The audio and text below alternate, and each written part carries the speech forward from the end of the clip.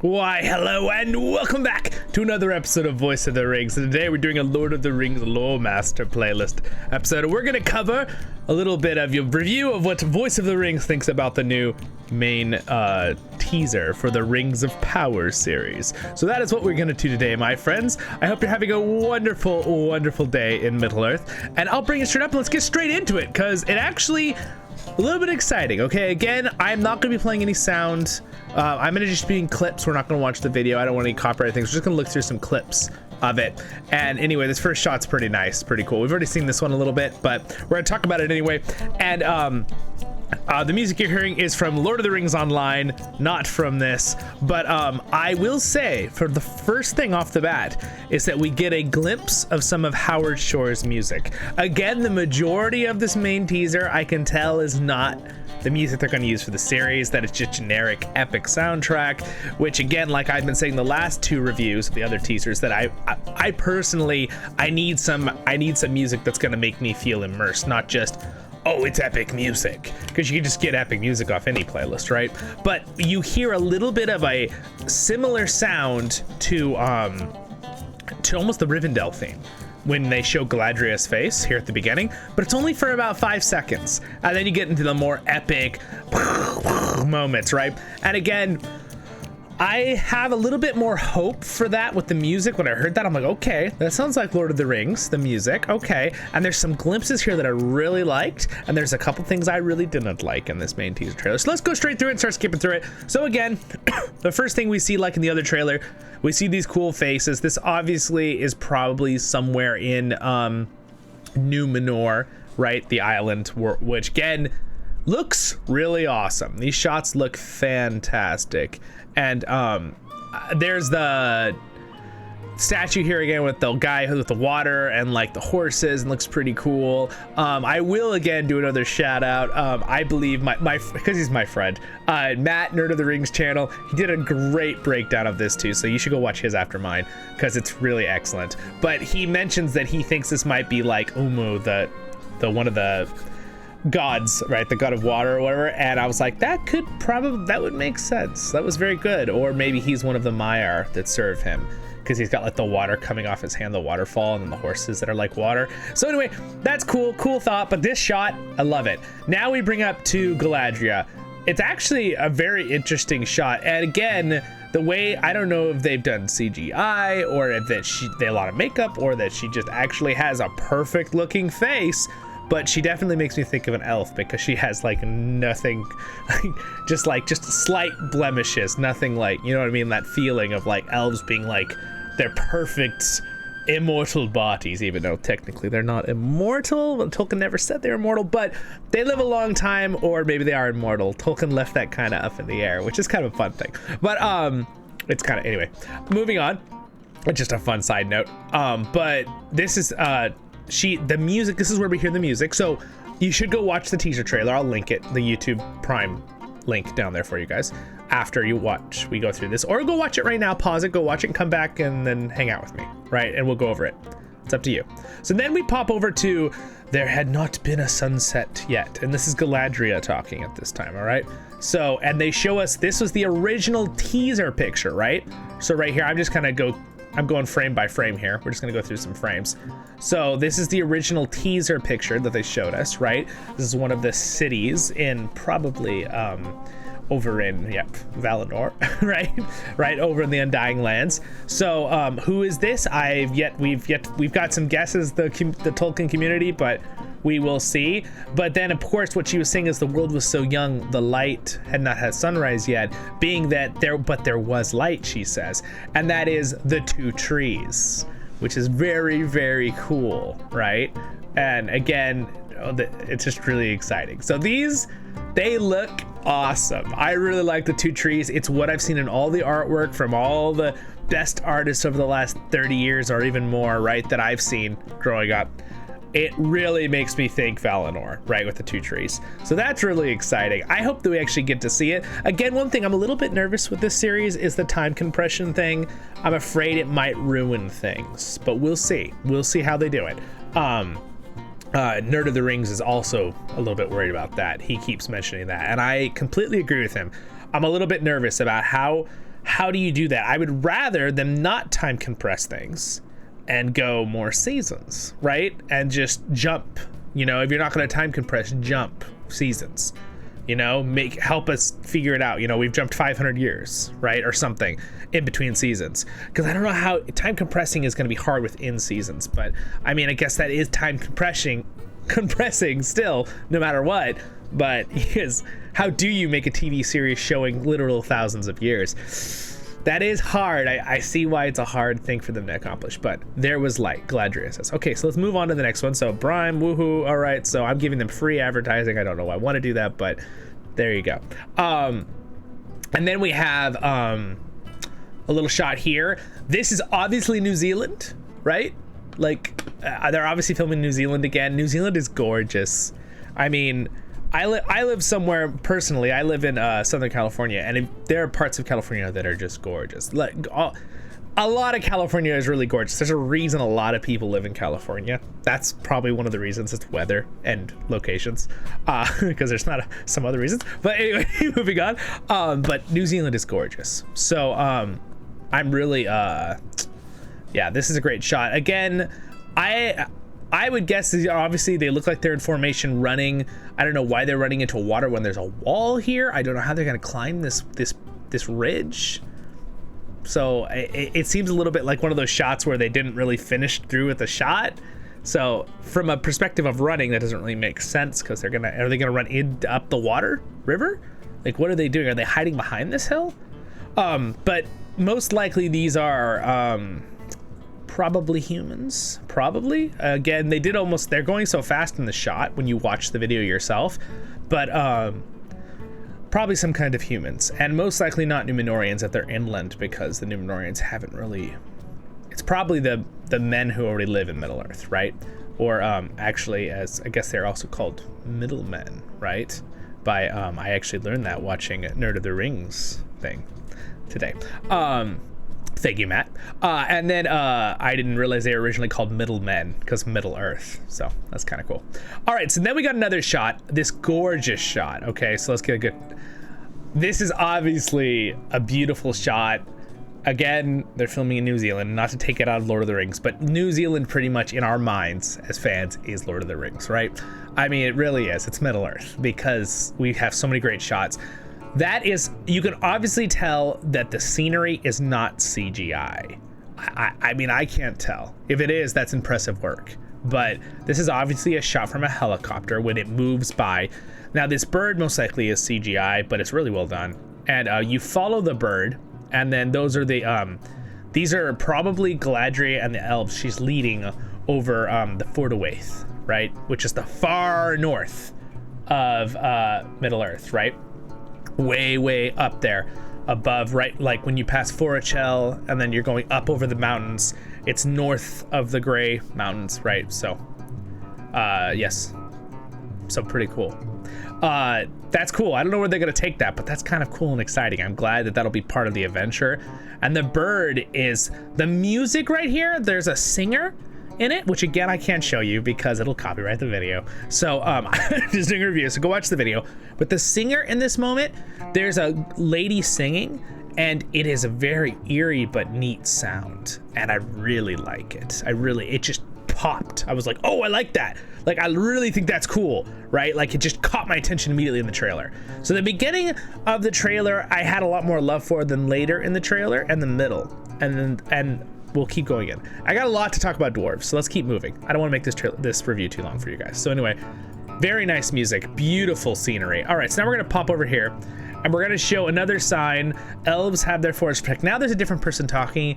It's a Harfoot, right? It's one of the hobbits, which again, we'll see. We'll see how they're gonna do that. I really don't want them to be doing too much with hobbits.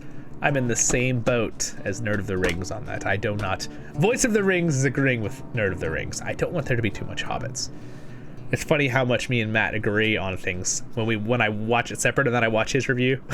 I'm always like, I agree on that too. But elves have forests to protect. All right. So this is a gorgeous shot of someplace. Is it Rivendell? It's probably not Rivendell, right? Because I'd assume they want to make it look like Peter Jackson so people aren't confused. Unless it's an early Rivendell. I mean, maybe.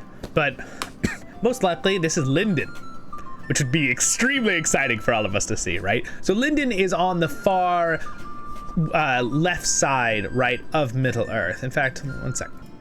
Okay, Middle Earth map. Real quick, so we're talking about, so you don't get the Fort of Waith up here. It's everything north of the Grey Mountains, right? With the one shot we just saw, and then Linden would be somewhere located right over here. Again, this is not super great resolution, so you can't really see the small words. But Linden is what this would be the Grey Havens, and Linden is basically in this area right here. Linden is in this bay, right? Erd Luin, the Blue Mountains. Right, all right, so Forlin, Linden's gonna be one of these places here, which is where Gil-galad will be ruling from. So now we pop back over here, and we keep going through these images real quick. All right, but we're gonna wait for Gil-galad. We're gonna do image by image with the video, right? So anyway, just remember that. Now, let's talk about this next one, okay? So this next one makes me very excited, and I have a lot to add. So I'm gonna spend most of my time right here on this one for the review of my stuff. I'm a big dwarf fan. I love the stuff in Lord of the Rings Online with how they do stuff, right, with things. So again, a couple people, different people pointed it out, but I was watching Lord of the Rings. He pointed out how some of the mountains actually had windows, right? But I'm gonna take that a little further from stuff I know with that, right? With the Lord of the Rings Online and stuff I've studied.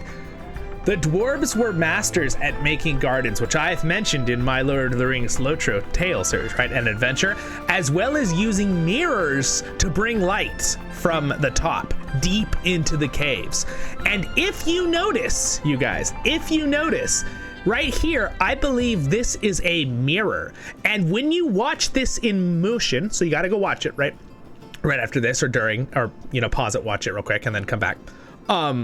This mirror actually moves slightly. So this light is coming from obviously somewhere up there. I believe it's hitting a mirror here, or this is a window, but I believe it's a mirror. So I think the light is coming from up here where my mouse is, hitting that mirror, bouncing to here, and actually this mirror that my mouse is on right now rotates towards us. So it's gonna rotate like this, and the light beam comes across real quickly. So let me show you.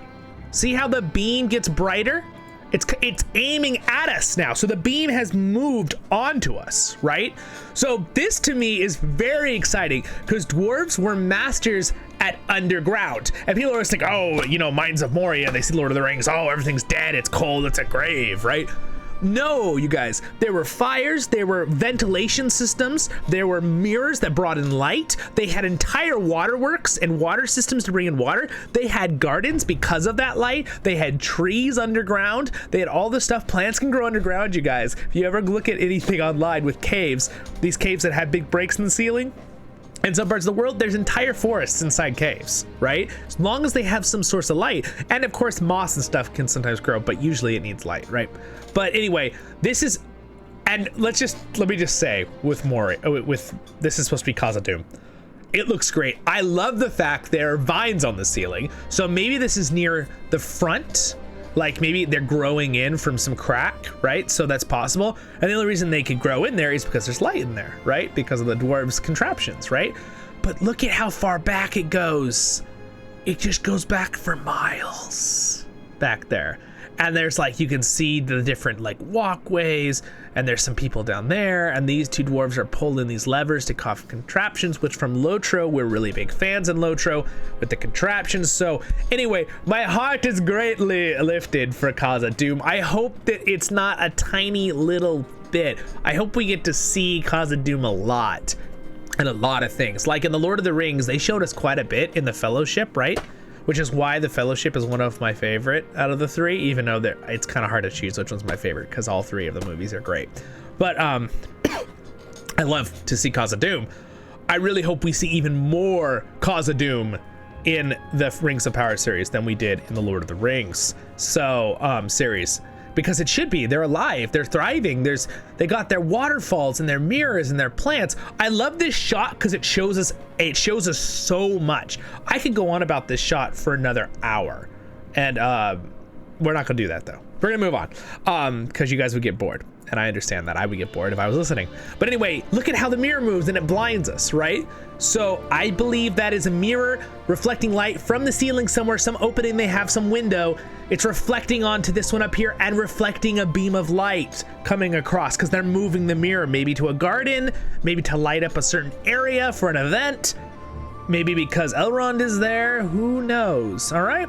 So then the Harfoot woman says, and the men defend their grain, right? So they said the elves defend their forest, the dwarves defend their mountain, right? Or whatever it said a second ago, and the men defend their grain, right? But again, these are probably middlemen, the men of Middle Earth that are already there before Numenor comes, right? So anyway, neat little shot. I do like to look at the village. This definitely doesn't look CGI to me. I think it's a real shot. I don't think anything is CGI. I bet these are real buildings they built. I mean, it looks pretty good. It's a pretty good little village. We'll see how they do it, but it looks pretty good to me. So let's keep moving on. And then we see those guys from that original thing with the big horns on their back, which I personally, I know some people really don't like those guys because they look really silly. And I do agree, like the horn things are kind of silly, but if they're hunters and they are from Forachel, from the far north or something, it kind of would make sense to me. There in Lord of the Rings Online, again, Lord of the Rings Online brings a lot of lore into perspective, right, with Tolkien's work, which again, I have a unique perspective on the Rings of Power because not only do I have studied the lore of Tolkien's stuff, but also what has Lotro expanded on, right, with the lore, because they're very respectful. Lotro is extremely respectful. If Rings of Power does any changes or lore things the way Lotro has done, they will be thumbs up for almost 100% of Tolkien fans. Now, will they do that? I don't have great hope for that. But we'll just move on. But anyway, Lotro, the Lord of the Rings Online video game, does a great job. So anyway, talking about them with their horn things, right? I think that the horns will probably, and I've lost my background music because I like a little background music. The horns are probably from giant moose or giant things right up there. They look like moose antlers to me. So I bet you they're from the giant moose that are in Forachel, which you see in Lotro. So I think that's kind of cool. And then we got a little hobbit pops up right here, and then another hobbit pops up and blows like maybe a little warning whistle that there's people nearby. Again, I don't know about the hobbits. I don't know. Maybe if they do it right, then we'll love them and we'll really like it. But I don't know. We'll see. And then there's a little celebration. I'm not even gonna guess. I don't know. Could be all sorts of party reasons, you know. Maybe it's a birthday, maybe it's coming of age, maybe it's a celebration for a midsummer festival, right? A time of year. I don't know. We'll find that out, I guess. Anyway, and then we're safe. And this is the person that was talking now, the second person that was talking, saying the elves, dwarves, and men and then we have each other and we're safe. Okay. Again, they all have stuff in their hair constantly. I don't know. I don't know how I feel about that. I as much as I know they're trying to realize that a lot of people are kind of don't agree that there should be hobbits in the Second Age yet, and they're like, oh well, they just weren't really around, and they were kind of, you know, almost like primitive, you know, like with their hair all crazy and stuff. I mean, okay, maybe that's what they're trying to do. Like the Harfoots are coming up in age into the world, and then, you know, again, hobbits were very insignificant, so they really didn't do anything, right? The only hobbits that really did something extremely famous, is why hobbits got famous, was Frodo and Bilbo, right? Bilbo got himself famous with elves, men, and dwarves, and then Frodo, of course, helped save the world, and, you know, and Sam and Merry and Pippin, so they all got kind of famous in that way, right? So, but we'll see how they do this, okay? Maybe they'll just use it as a little tie-in. But anyway, she says that, and then they immediately pop to the one we saw in the last one, right? So, all right, so I think the meteor comes in, right? Which everyone's calling Meteor Man. They show this just like the other one, based on the world of J.R.R. Tolkien. Well, I'm gonna say this just like everyone else. We will be the judges of that. We Tolkien fans. But again, I do have hope that will be good. My bottom baseline are that it will be like a majority of it will be really excellent, and there'll be a couple things that bother us, kind of like the Hobbit series. But I don't even know. I think most people who maybe were fans or disliked some of the things in the Hobbit series might really like the Hobbit series after this, depending on if this is good or so not. But I have hope for it. I think that there can be some real potential. It does sound like there's some people that want it. It depends on, do they allow things to influence it from our world, whether it be politics, whether it be other views or things. Tolkien was very clear that he wanted his world to be his world, and that when people tried to compare his world to things even back when he was alive, he got very frustrated about it. Like they compared the nuclear bomb to his ring of power back in, near the World Wars, right after, and the Cold Wars and stuff, and Tolkien really didn't like that. So I know for a fact he wouldn't like it if we were putting stuff in our world that we're all having to deal with as a society, which there are real things we're all dealing with, right, into this world, because we want to watch Tolkien's world. We don't want to watch messages from our world put in to this world, right? Does everyone agree on that? I think most people agree on that. Most Tolkien fans are on the same page that I've heard, are like, we want Tolkien's world. It's not supposed to be a spot where we put in our views and messages from what's happening right now in these years, right, of our real world. This is supposedly, a different universe, or our world thousands of years ago. You know what I'm saying? It's different. Anyway, let's move on. Oh, whoa. Now pushing play. Hopefully that doesn't ding my channel. We'll see. All right, and then they show that shot again. You have fought long enough, Galadriel, someone says. And again, here's something I'd like to touch on too, if you guys don't mind. Of course you don't mind. You're here listening. I thank you for listening. Galadriel as a warrior princess type. They said that in the article. She's not really a warrior princess. And a lot of people are like, oh, she's not a warrior princess. This is ridiculous. But at the same time, Galadriel is no stranger to whooping butt. Excuse me for saying it like that. But she usually doesn't do it with swords. She's so powerful with magic. Because, right, she brings down, in the books, Dol Guldur with magic. She destroys a fortress with power, right? She's no slouch. She's scary powerful, right? Like, if she took the ring of power, she probably could have easily taken down Sauron, but then she would have become an evil monster herself, right? But the point is, yeah, I'm a little bit conflicted on that, because I don't want her to make her like that she's like this warrior fighter, sword fighting master. That's fine. I'm assuming she'd know how to use a sword, of course, but I kind of want her more elegant power and stature, the Galadriel that Cate Blanchett projects in The Lord of the Rings. I'm an up-and-coming warrior proving myself. You know what I'm saying? Does that make sense what I'm saying? She doesn't need to prove herself. She's Galadriel. We all know she's a monster and can kick any evil person's butt, right? So anyway, that's my point on that, but let's keep flashing through these here real quick. She gets a little annoyed, whoever says that, obviously, with that face, but hopefully it doesn't get too tit for tat, because, again, I know she looks younger as a younger actress, but really the elves don't age that much, so she should be like Cate Blanchett, but that's okay. And then she stabs her sword into this ground. This shot looks great. It's really cool. I really like it a lot. Here's the person talking to her. They obviously have the same swords. She's got her cool dagger that we saw in the promotional posters, excuse me. And they're obviously crossing that really cold northern place still. So anyway, pretty cool. These all look like mountains. I don't really see anything, but maybe it's a place they're going into. All right, so maybe it's a fortress. Maybe he's trying to like prevent her from going into something. What do you guys think? I don't know. We'll find out. Anyway, moving on to the next ones. And then we have Elrond and Galadriel talking here. Something, and then they skip to elves walking through a blizzard. All right, the enemy is still out there. Now, there's a couple theories to what she could be looking for. I mean, she's probably angry that Sauron killed her one brother in his dungeons, and that her other two brothers died in the war, so she's the only child left. So maybe she's hunting Sauron. That was one of Matt's Nerd of the Rings theories. I think it's a good theory. There could be other reasons. Maybe there's some other made-up reason that they're up here. I kind of hope it's less of a made-up reason and a real character they're looking for in the story. That's my guess on that.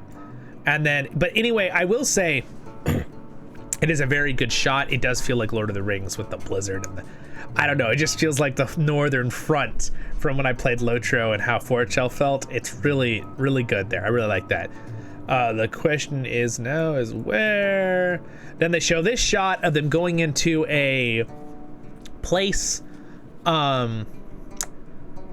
It looks like it's just a crack in a mountain, but I mean, it could be a fortress or something, maybe, possibly, I don't know. Again, and there's a hand here. I think it's the frost troll that we're gonna see, which is kind of cool because if any of you played the original Battle for Middle-earth EA game, back when those games were great, and they're still great, but the Battle for Middle-earth had frost trolls in it, and so I'm kind of excited we're gonna see a frost troll in a series.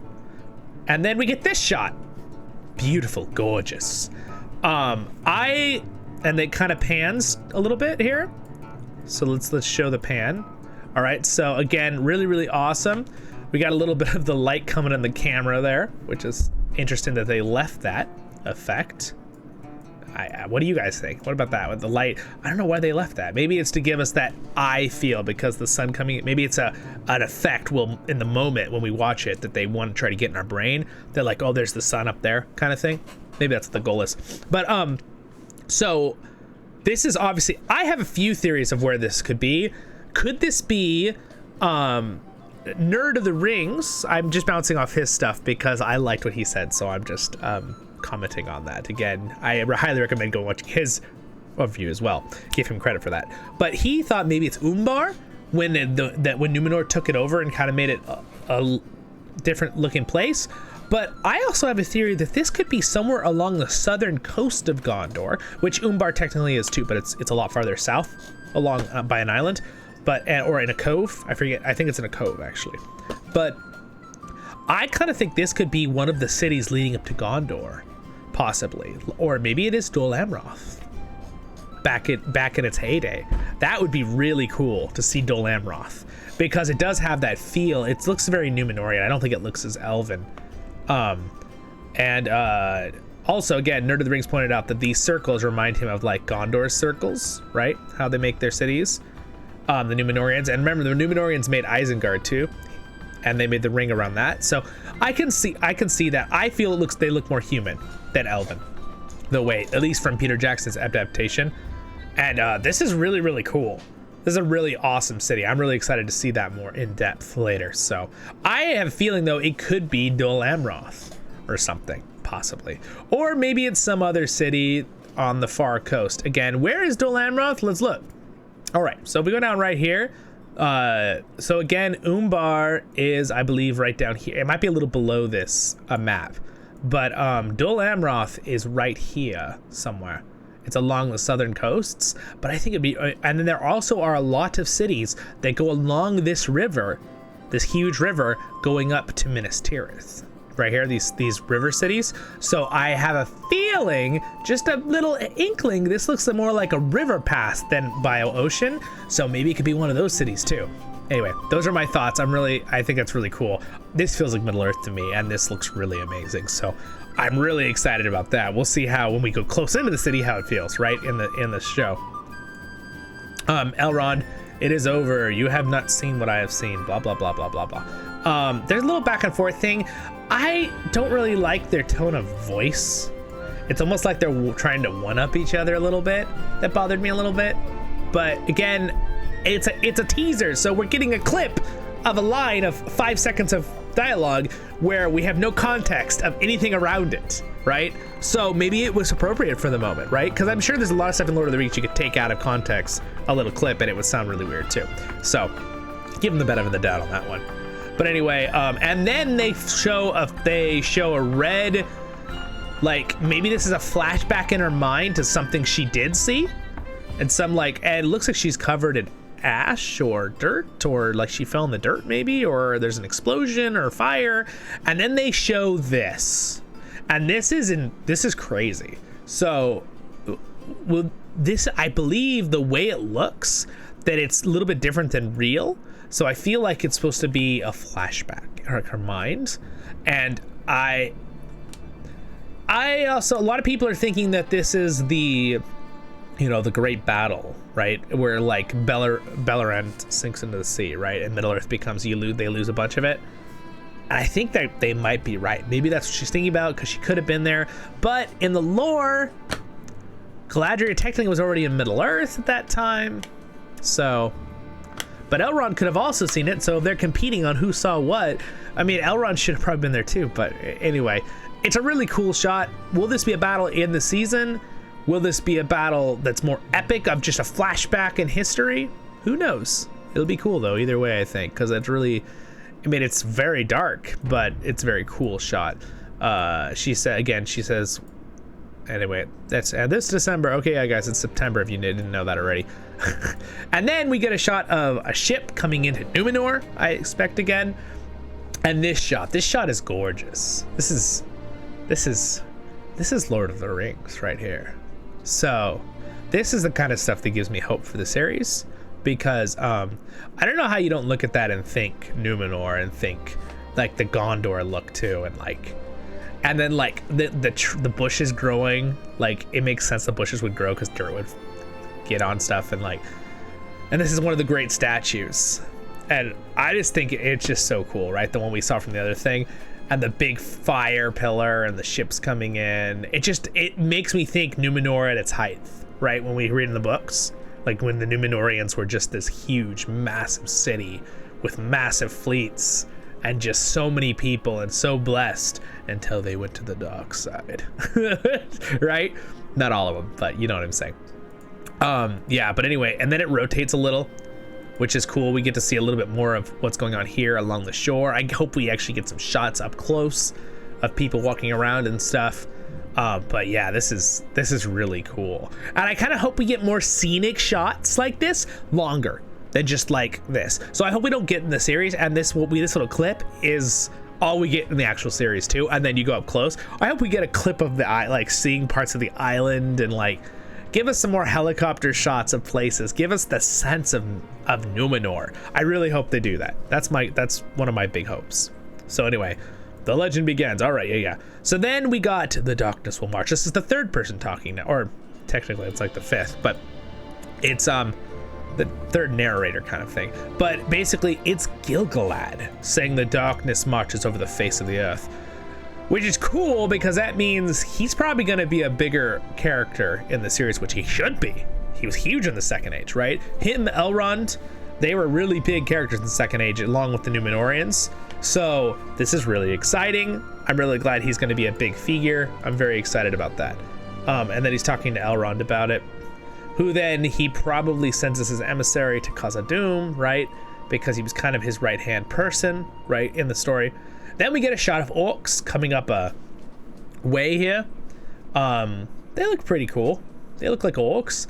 It's kind of funny how some of them are like wearing cow skulls, but maybe they would do that. They are orcs. So anyway, the orcs are moving up. Do you think this is a human? I don't know. What do you guys think? Do you think that's a human? Right there? It looks like she's like that person's walking. I can't tell if it's a he or a she. It's probably an orc, but anyway. So, and they were probably walking up the same like thing, but we'll move on. So here's the birds again. They gave us some more shots of from the other teaser, right? Really glowing. Again, the light glowing like that makes me think they're going over to Valinor. Lord of the Rings thinks they might be trying to get back to Valinor, and then they're gonna get the boot, kind of thing, in a rough way. I think that's probably a good theory. I mean, there could be other reasons. It could just be a really beautiful sunrise. I don't know. We'll see. But anyway, and then they show this shot again from the other one. We're not talking about this one again because we talked about it in the last teaser. You can go watch the other video if you guys want to in the previous one. And then there's a lot of theories for why she's looking up. We were thinking maybe it was the meteor, but then of course it's the petals falling. And I know I keep coming back to what my friend Matt said, but I do like his idea. He was saying that he thought maybe the petals are falling because there's a threat coming, kind of like the tree gains petals back in Peter Jackson's adaptation, even though in the real lore, Aragorn finds the second sapling up on the mountain by Gondor, and that other tree is dead.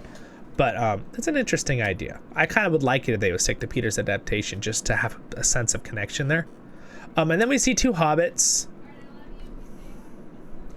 Again, I'm not really big on their getup. It just looks like they're wearing worn out, tattered clothes. Like, I feel like they wouldn't be that, like, you know what I'm saying? Like that behind. Like, I feel like they'd still make nice clothes and stuff. I mean, I don't know if they'd be as a formal tire as Bilbo Baggins, who was really well off in the Shire, right? But I don't know. I just, yeah. And this is like her friend. Again, I'm not even gonna try to guess their names because their names are kind of silly and stuff. They're not, I don't want to be mean. They're not silly, but they're just not super creative. Let's put it that way. They just seems like they took a bunch of Hobbit names and mushed them together. So not really a huge fan of that. So, but again, we'll see what the series comes out.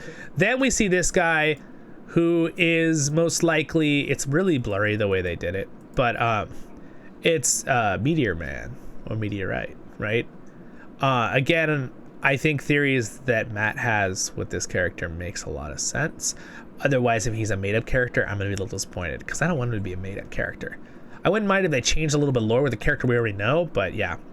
And now, let's talk about some more of Khazad-dûm. Oh man, I absolutely love that dwarf's armor and helmet. I also like the fact that if you notice, his beard, the dwarf's beard, is underneath the plates, right? The helmet plate, which is said in a lot of Tolkien's lore that they had plates over their beards, right, in the armor to protect their beards. And I think that's just the coolest. So the axe is pretty cool.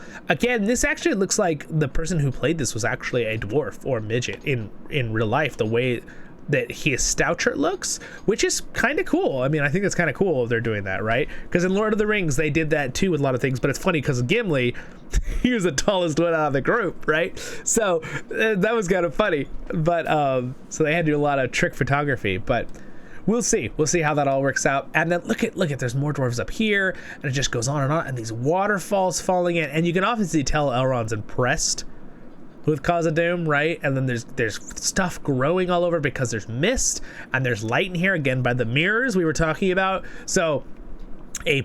I'm very excited to see Khazad-dûm. If that is done well and there's other things that are bad, I might just be like, oh, I enjoyed Khazad-dûm, that was great. Hopefully it's all good, but you get my point. I'll be very happy with Khazad-dûm. Here's another shot. Gorgeous. Look at that. There's literally gardens right here. See the gardens on the left by the thing here? There's gardens there. There's water pouring out with their water systems. There's a waterfall pouring here that no doubt gives mist for their gardens and stuff they can use. This guy's got a house right in there, right? They've got fires going. There's the water again. This is so cool. Now, again, this is a similar shot to the other shot. I hope we see more shots of Khazad-dûm. I hope it's not, this is it. But, gorgeous. Fantastic shots. Really, really cool. And I like how it just drops into the deep and then goes way up back there, and you can see it going farther and farther in. Really cool. I'm very excited about that. Very excited about Khazad-dûm. And then this one of the Dwarf Kings. And again, apparently Durin the Third and Durin the Fourth are both alive. And so they're doing it more like a succession naming, which in the lore, from what Tolkien says, the dwarves like only name Durin when the other Durin has passed away, because the Durin is like a reincarnation of other Durin. Even if they don't fully believe that it actually is a reincarnation, that's like kind of their respect thing. I guess it really depends. Some of them probably do really believe that, right? But I don't know. I don't know if I'm like, I think I could let that slide, because that never was really like a huge thing that Tolkien pushed. He does mention it though, so it is changing the lore. So I don't know. We'll see. But I don't know if that's something that would be an end all for me, because like, you know, like yeah, I don't know. I'm not sure how that'll play out. But again, I love the look of that dwarf though. That guy right there on the left. Oh, he is a long beard. Man, he is a Durin. Yeah. So anyway, let's keep popping through here. I'm just really excited about that. We show this shot again from the original first one where he breaks the stone. Maybe they're finding Mithril for the first time. Who knows? He's also got a horn in this guy to blow, so I don't know. They also have a shot where they actually show the one guy holding something later in a second. Here is the climbing scene we saw in the very first one with Galadriel, but they show a different person, and an ice almost hits him. So that looks like the guy that was talking to her at the beginning of this, right? So again, I'm not going to guess who he is because I have no idea. Ice almost hits him. He just misses it. Okay. Next one. This is so this is one of the characters that I believe is made up, right, for the series. Maybe he'll be good. I have no idea. I have nothing to go on. Again, I want more characters that are actually in the lore, but to be fair, it is thousands of years, and as much as Tolkien has a lot of characters, I mean, he's got probably a couple hundred. I mean, we're talking about thousands and thousands and thousands of people. It's possible to have other little stories here and there, but we'll see. Hopefully they're not overwhelming and they take over the whole story plot, right? That's the goal. But, you know, maybe if they do it right, it'll be really good, right? So anyway, he does look like a cool character, though. He's most likely a Númenórean, I would assume. So, yeah. I do find it interesting that... Well, I mean, the court would have... I'm looking at the different peoples here with the Númenóreans. I guess the court would probably have emissaries from all over. That's why there's a lot of different looking people. Because I wouldn't assume the Númenóreans to have an extreme variety of looks. You know what I'm saying? But if they have emissaries from all over Middle Earth and all over the world, I mean, maybe. Because it is a big world, right? So, and there's... I mean, that could be a case. Side note. Moving on. Then we got this. I have no idea with this character, okay? Guys, I really don't. I am completely null and void on whether I like or dislike this character yet. So, I don't know. We'll see. We'll find out. Maybe we'll end up really liking the character. And then we got Númenóreans riding with Galadriel and some more Númenóreans. And they look pretty cool. I like most of their armor. It seems like they're kind of missing a little bit or something. I don't know. With the armor, the horse's armor looks great. But, I don't know. What do you guys think in the comments? Do you like the armor?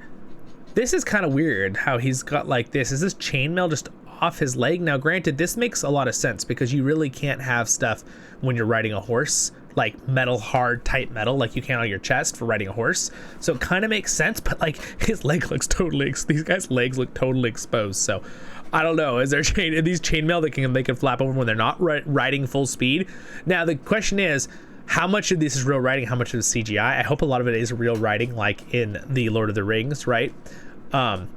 Now, granted, I know the charge of the Pelennor Fields, they had several hundred people on horseback, and then they doubled it to be at 5,000, right? Or whatever, 5,000, 10,000 riders. I don't remember the number at the second off the top of my head, but that's cool. I mean, I love it when they have some real riders. So that's really cool. This does look like they're real riders in the front. They don't look CGI'd when you're watching it.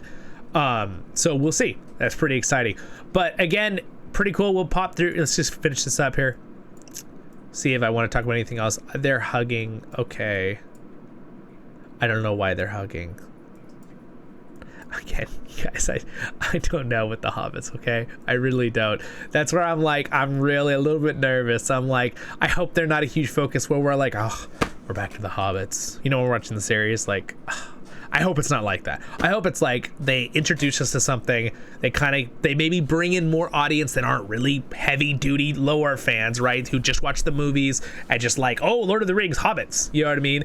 I understand if that's why they're doing a little bit of hobbits, right?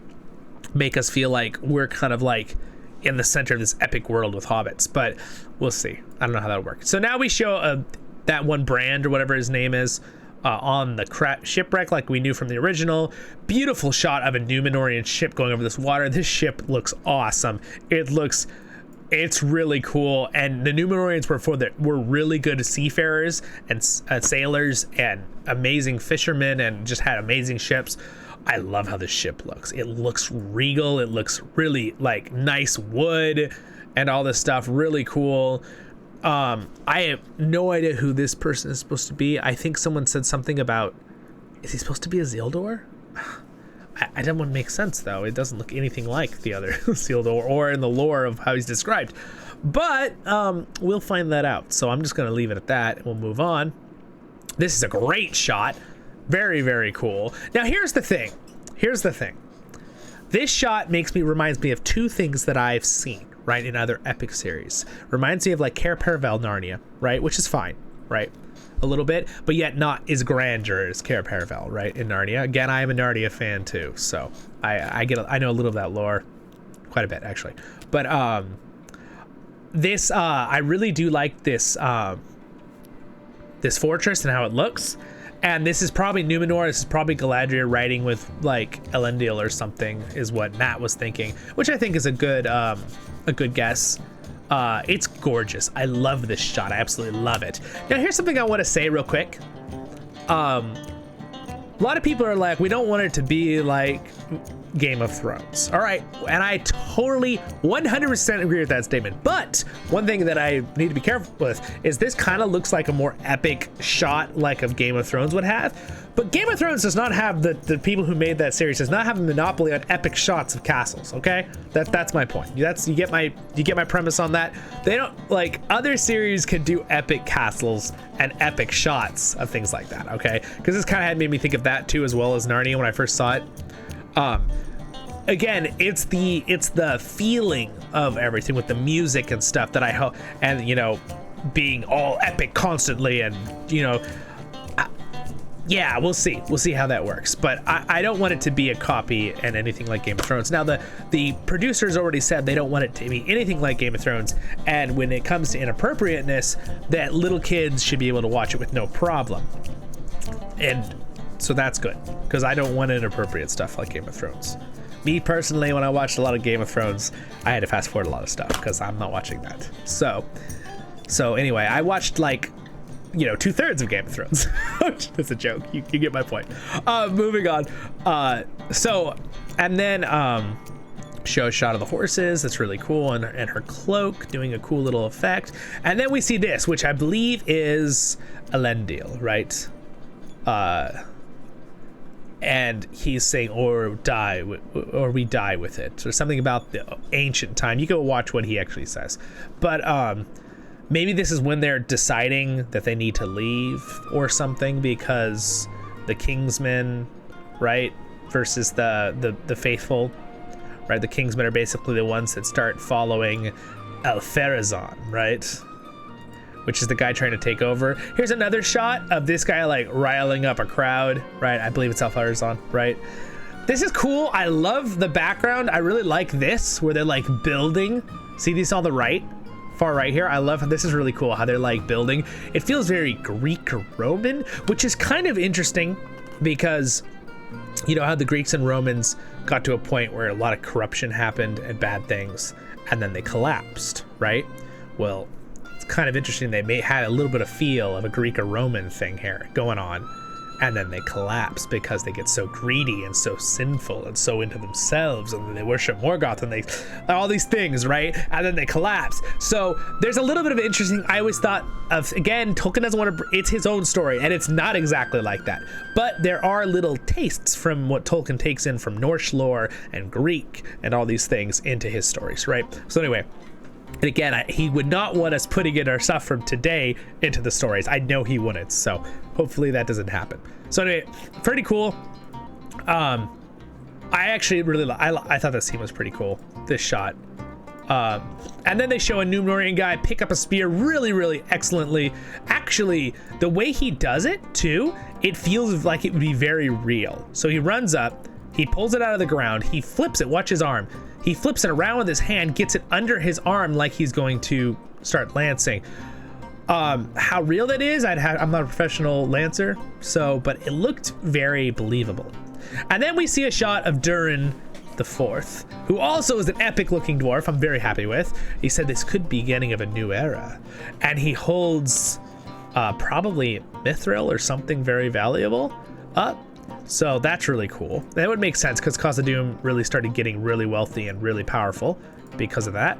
And then we get a shot of some elves. We're finishing up here. We're at the end. Doing basically what it looks like the oath to find the Silmarils, Feanor's brothers and stuff, I believe, right? Did I say that name right? That would be really cool. It's a cool shot under the stars. Be very, very cool indeed. Definitely would be. All right, so that's a cool one. I don't have much to say on that. This is a cool battle scene. I like how the wolf or warg looks. This is that elf again. Maybe he got captive by those orcs attacking. Again, some people were saying that the place that they were saying the orcs attacking were actually the castle where this elf lived. So maybe he got captured and then he just barely... Does he headbutt it? Is that what just happened? It kind of... Did he... No, it just missed his head, I think. And then he punches it. Very fancy move. Now, definitely an elf move, right? From everything we see Legolas do. They like can do almost inhuman movements. And then we see the snow troll come out, which looks pretty epic. He definitely looks like a troll from the back. It's like, what does that mean? It's pretty ugly. Anyway, and then you see Galadriel fights him with her sword, which is kind of cool. Kind of hits him in the head with the sword right there. Again, I'm fine with her being a good fighter with a sword. I just hope they don't turn her into like she's trying to like prove herself or something. She doesn't have to prove herself. She's Galadriel. Okay, so that's one thing I'm a little bit worried about, but we'll see. And then we get Meteor Man again. Another shot. Again, this is a long trailer this time. That's why I had to do a review here for almost pretty much an hour, because there's a lot to go over. Now, this is a huge one to finish up, guys. So there again, the rocks are lifting, which is weird. They should be going away and falling. So something weird going on there that's not following physics. Now, if you look at this shot, Nerd of the Rings has a theory that this character is an illusion and it's Sauron pretending like he's coming to talk to people. And this silhouette does give a look of the eye from Peter Jackson's adaptation, doesn't it? Do you see it? The slit for the pupil, and the eye, and then the fire around it.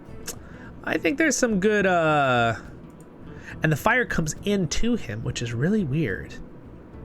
See, so there's a lot of things that physically don't make sense. The fire should just stay on and go out, right? Burn out, but it like pulls in to him. So Sauron is the master of illusions. So this could be, but why would he be landing near hobbits? That's where it's like, that's where things kind of fall apart with like, that's a weird way to do it for the series, right? Hobbits had nothing to do with Sauron coming at all. But anyway, now we got another shot of hobbits, some hobbit feet. Again, we'll see how it turns out, but the now I do know in the Lord of the Rings Online way before this, years ago already, when they did the Harfoots, now again it's an MMO, right? So they may want to make everyone be able to make whatever character they want. That there were the Harfoots, some of them had darker skin. Not all of them, but some of them. So maybe with a little more believable with that still in the lore. But again, I really don't want these characters to be... But then, of course, the other characters are very light-skinned. So I can understand that there's a mix there, of course. I can totally get that. Again, I also know why a lot of us are frustrated with that, because it's almost... We don't want it to become something that's like, they're just putting it there. If the actor is great and we really enjoy it, I'll be so happy. Like, I'll be like happy. But if it feels like it was just stuck there for reasons, I'm going to be like, why did they do that? It's like... we'll see how they do that. And again, I pointed out in my last trailer, you guys, but I'm so sad in this world that I have to point this out, but I have many friends who are all creeds and colors in life, and I love everybody equally.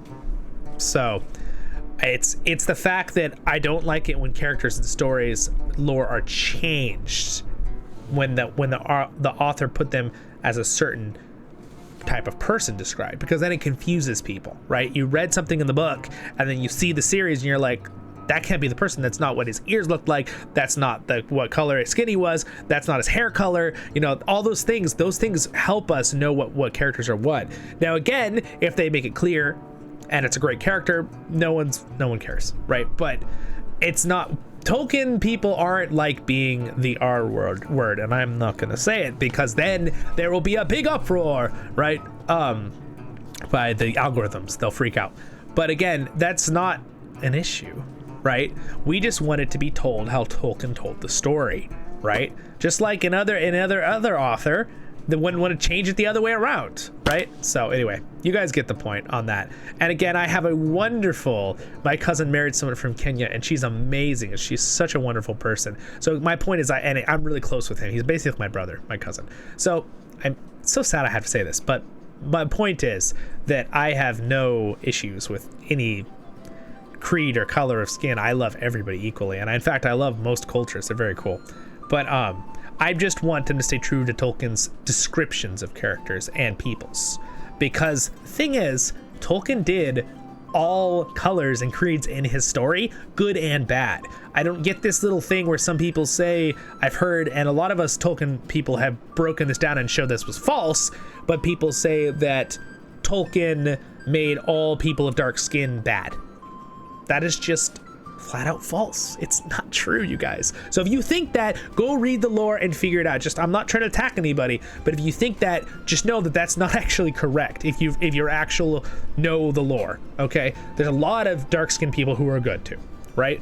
And again, the people of the mountains, which are these small people that were north of Gondor, I'm pretty sure they were really dark-skinned little people. They weren't dwarves or hobbits, but they were these little people. They're a whole nother race. Literature breaks them down really well, but and they were good. They helped the Rohirrim get to Gondor during the battles in the books. So anyway, that's another side note, but that's one example right there. And then we got the Rings of Power logo, September 2nd, which we will be covering those episodes, and I will do reviews of the episodes. It'll be fun. So anyway, yes, my friends, you guys have a wonderful, wonderful day in Middle-earth. Thank you for staying for an entire hour review and my thoughts on the series. And I hope that you liked it. If you did like it, don't forget to like and subscribe if I earned it. And thank you to my Patreons for your support. It means a lot. The channel is growing. It's very exciting. We're having a lot of fun here. Everything Lord of the Rings. And of course, we do a lot of stuff in Lotro and a couple other Lord of the Rings games. But we do other things too as well. And I'm your host and guide, Zollin Ironshield, Voice of the Rings. And I will see you in the next episode of Voice of the Rings. Have a wonderful day in Middle-earth, my friends. Thank you so much for joining me. And I still have good hope for this. And that was my take on the new main teaser trailer. See you in the next episode.